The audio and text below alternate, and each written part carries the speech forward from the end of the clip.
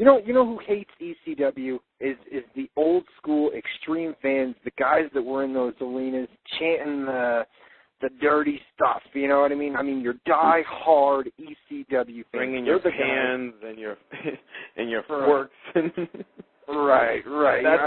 And that reality is that's the old school ECW. And when Vince envisions ECW, when he purchased the assets and the name, he was trying to kind of keep going that ECW feeling, but in reality is he owns it, so he's going to change it, and that's what ECW is now going to be. It's going to be the stepping stone for either the talent to go to Raw or to go to SmackDown, and if one of these guys that debuted don't go over, then they're just kind of put somewhere else and another new guy. I mean, granted, they really overkilled it last week, but if maybe this is what they want, they're saying, you know what, this is how ECW is going to be. You are now going to see Abraham Washington come in, have a talk show.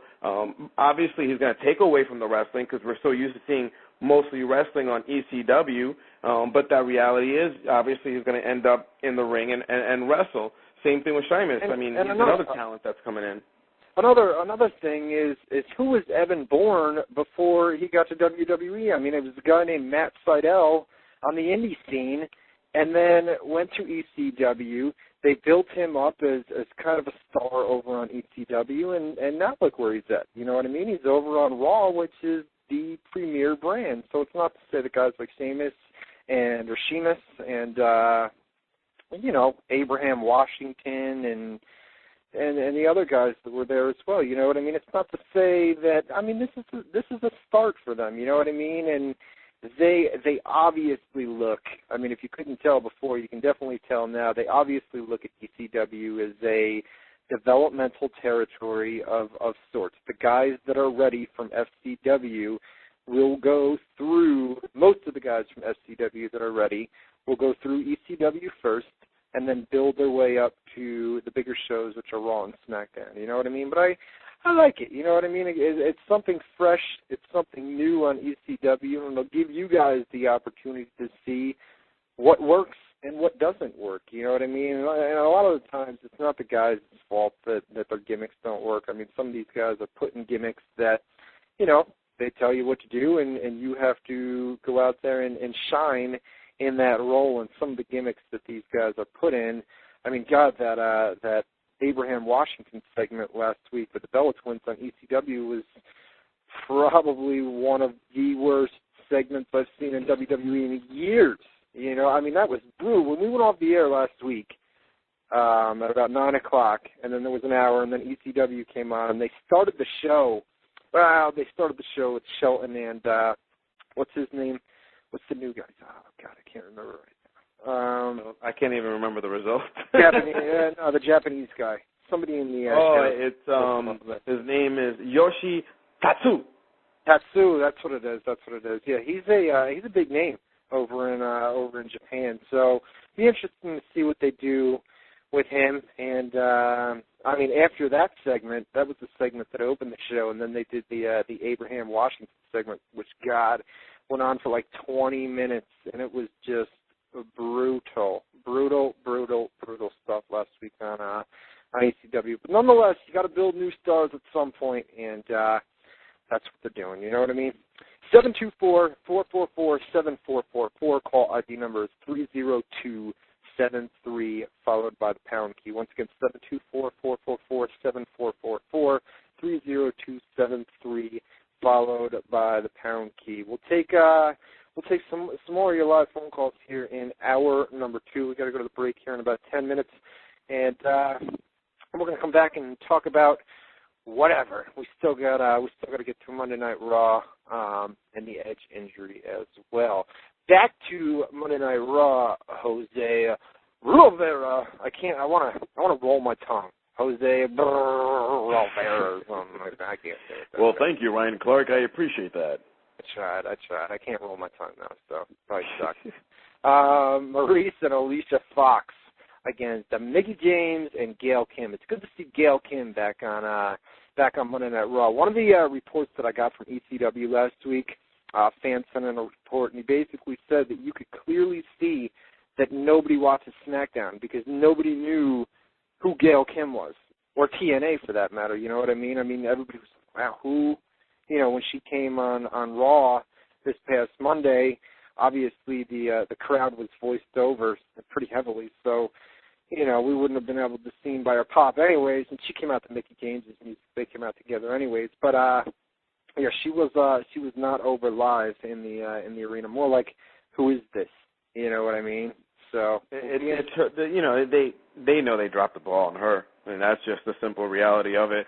You know, it's exactly. Glad that she's back on Raw. Glad that hopefully she's given the opportunity to work her program with the females. Of course, you know, it's going to be interesting. Hopefully, again, she gets the spotlight that she deserves.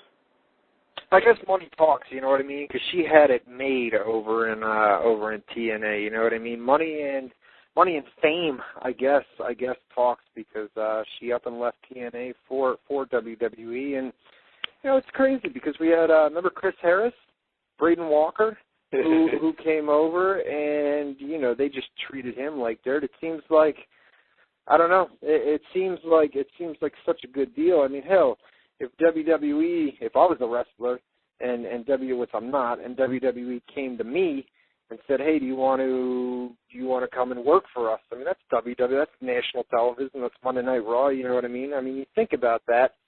But then, I mean, when you go over there, you don't get the push that you've got, or that you got in TNA. You know what I mean? It's leaps and bounds. I mean, she was the top diva over in TNA, and then she leaves TNA for WWE.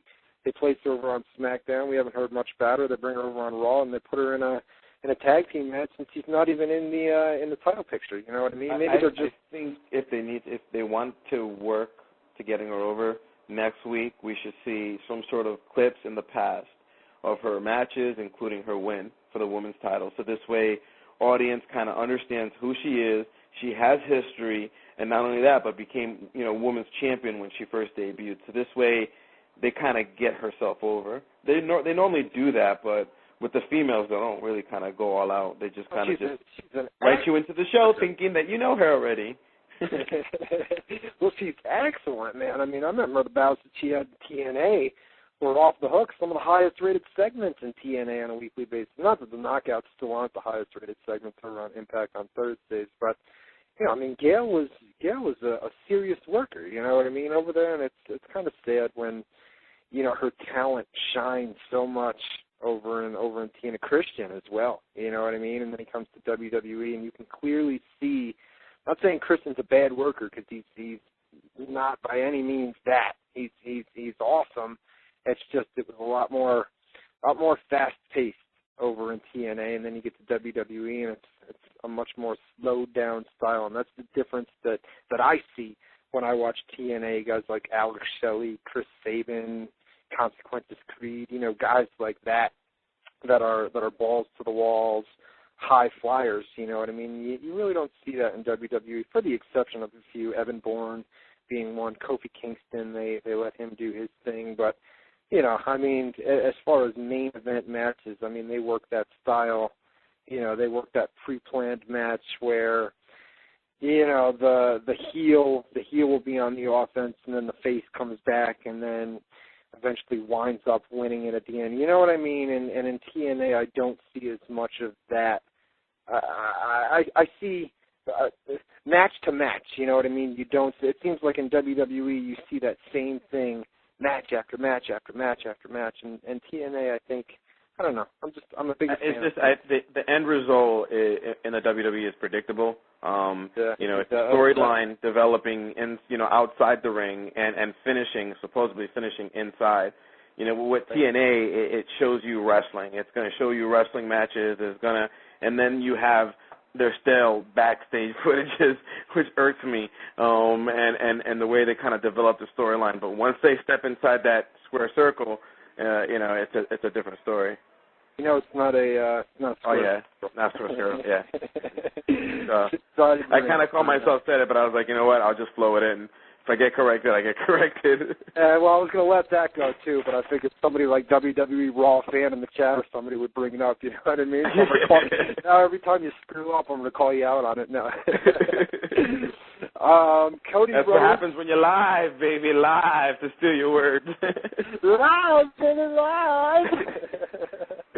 All right, back to Monday Night Raw, and then we got to take a commercial break here in a few minutes. What should we give them during the commercial break? Should we go with Soldier Boy again? I mean, you want to get me all pumped up, you know what I mean? And, you know, we got Michael, the first one, so, you know, I probably put something